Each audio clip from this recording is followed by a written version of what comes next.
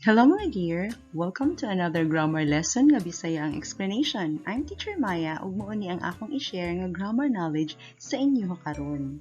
Kung unsaon paggamit sa preposition nga to ug for ug sa conjunction nga so that para magpahibaw sa atong purpose. Maka-express ta sa atong mga katuyuan gamit ang to na space form of the verb. So mahimo siyang infinitive form with to. I went out to buy some food. I went out for some food to eat.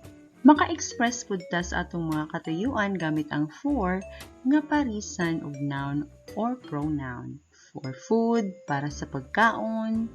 For you, para nimo. Para asa o para kinsa. Ang for, pwede pud sundan og ing form of the verb para ma-express ang purpose or gamit sa usa ka butang. So para asa man na siya or para unsa ang usa ka butang. Ang tray para pang serve sa food.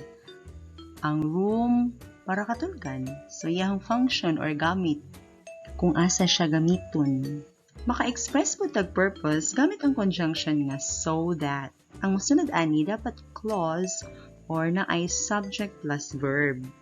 Unya, mostly ang verb ani mo gamit sa modals na can, could, be able to. Kanang nagpakita gadi og abilidad or kakayanan nga mobuhat. Ang so that nagpakita para mabuhat ang usa ka butang. Example, I went out so that I could buy some food. She's going out so that she can buy some food. We are going out so that we will be able to buy some food. Usually, makita po nato nga gamiton ang so that sa clause nga negative ang structure or kanang na ay not.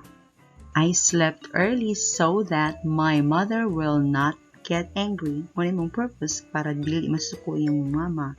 We left early so that we would not get stuck in traffic. I'll give her some flowers so that she won't get mad. Ug mao ta ang grammar knowledge nga ako ika-share sa inyo karon. Kung naka-learn o giganahan mo ani nga video lesson, please kog share sa uban para maka-learn pod sila. Please pag kog like, subscribe, or follow para updated mo sa mga videos nga i-share pa nako pohon. Daghan jud kaayong salamat. Have an amazing day!